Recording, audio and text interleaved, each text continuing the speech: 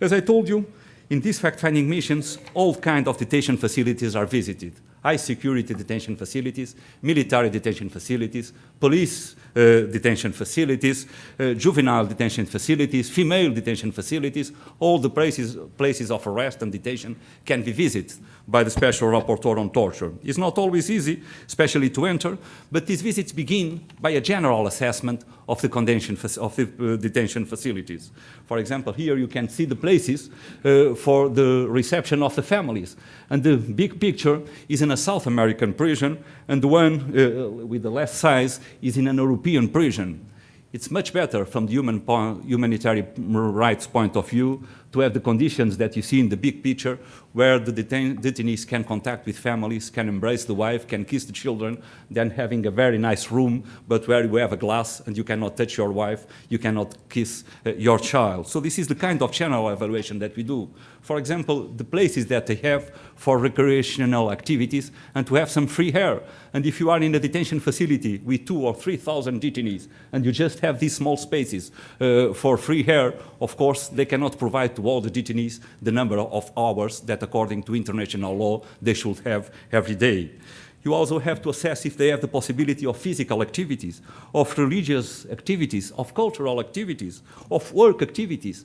Nothing worse than being 10 or 20 years in detention without nothing to do, just waiting for 1 hour after the other, 1 day after the other, 1 year after the other, and have no work to produce.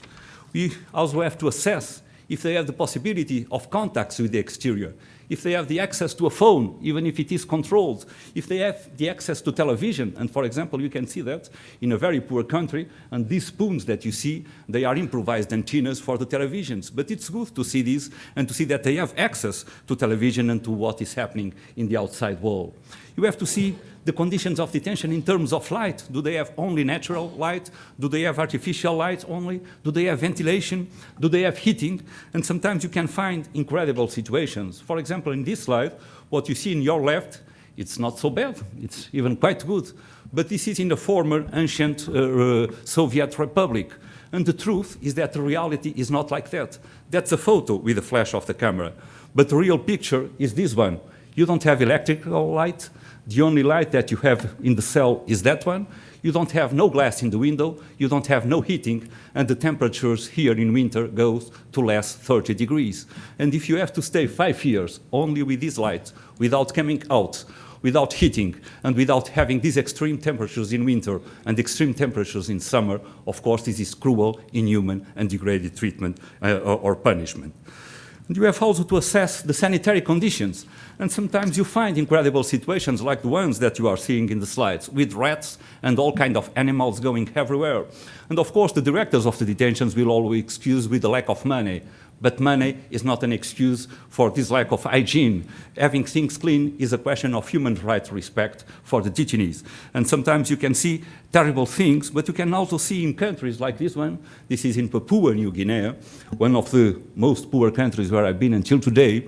And this is in the high mountains, and there is no money, but you can see that everything is clean, because there is respect for human rights, and having things clean, it's not a question of money, it's really a question of respect for the human rights of the detainees.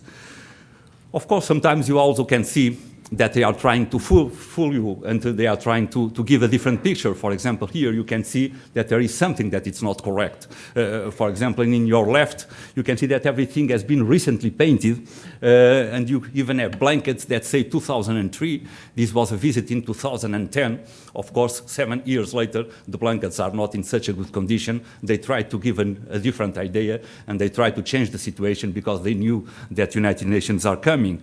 The same in the right, you can see the mess of the place where they sleep, but then you have the walls so painted, and we could even find the material that was being used recently to paint the walls and to create a different picture and to try to create a different image for the United Nations. You will also assess if the detention facilities are overcrowded. And sometimes you can see incredible situations. This is in South America, and this is a detention cell for 6 persons, and we found 63 inside, by layers where not all of them could stand up without coming outside. Some people were inside for 4 and 5 years without never coming outside, and of course it is cruel, inhuman, and degraded treatment or punishment. And sometimes there is no place to sleep.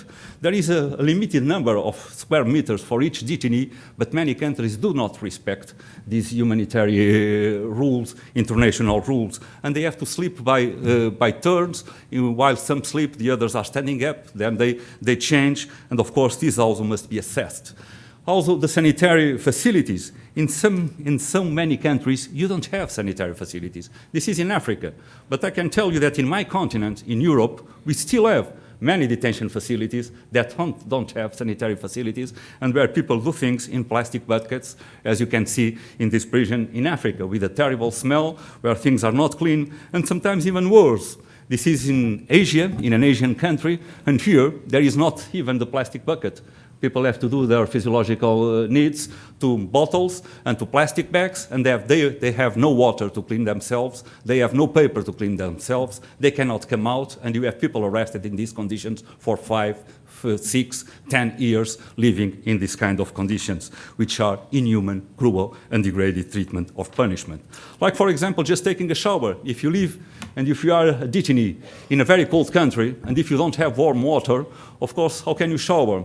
This, for example, is a picture in your right from December in a former ancient republic where the temperature was negative. And of course, the bath is outside. There is no warm water.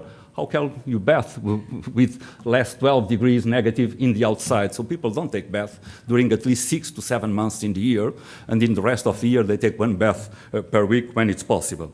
So this is the first general assessment. Then you have to interact with the detainees, you have to create empathy, and you will have to interview and examine some detainees.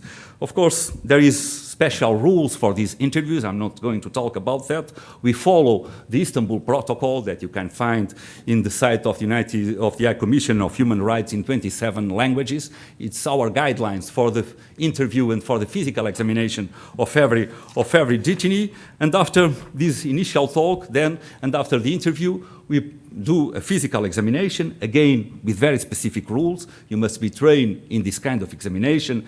We will examine in private. We will do a complete examination. We will explain what will be done. We will obtain an informed consent. We will have someone from the same sex of the victim that we are examining if the victim is from the opposite sex. Never examine a victim of the opposite sex without having someone from the same sex if we are in these humanitarian missions. And of course, sometimes we have to do these examinations in very bad conditions, and we will have to highlight in our report the omissions and the deficiencies that can result from the bad conditions in which we are doing the examination.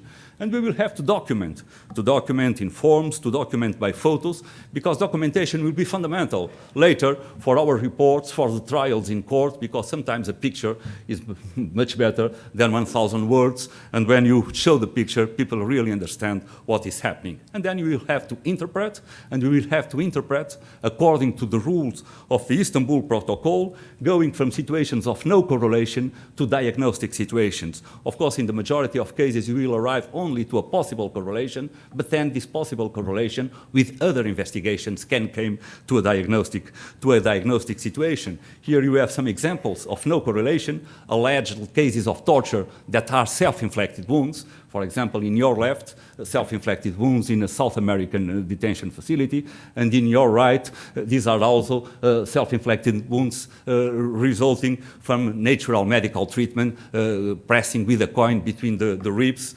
and that can give this result, but if you don't know what you are interpreting, you will think that it's torture, and it's not. It's just a kind of traditional medicine. So you will find all kinds of trauma from possible correlations to diagnostic situations. But let me say that sometimes what begins to be only a possible correlation can become a diagnostic situation. Because, for example, here you have a burn by a machete to obtain confession. But of course, if you see only one burn in the back, you cannot say that it's torture. It's a possible correlation, but just when it can be accidental. But if you see the same wound pattern in the backs of 1, 2, 3 detainees. If you even see one detainee that has 2 burns in the backs, not all the detainees are making accidental burns in the same way, and no one probably will make 2 accidental burns in the same machete that it's hit. So what was a possible correlation becomes a diagnostic situation.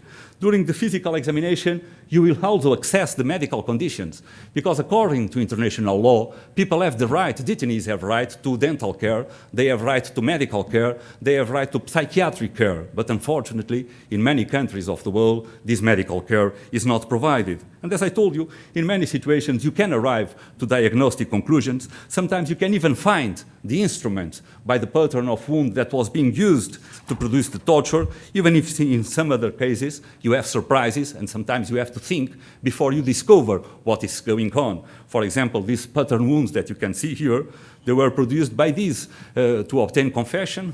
People are tied to the chairs, and then they suffer electric shocks until they confess. Or these with empty cartridge, people are, if you don't confess, we will shoot you, and then they give shots and you just have the burn, but you have to make these interpretations, and sometimes you take some time to arrive to what is happening. Of course, in other cases, the situation is more primary. Here you have electric burns for torture, or shoots in the legs, which is a very common practice in many countries, because it's very convenient for the police, because then they will say, no, he was trying to escape, and we shoot him in the leg, so he should praise us, and not saying that we are torturing people. But having 3 shots from the inside to the outside, from close range, that cannot be from someone that is trying to escape, and he could always catch these areas.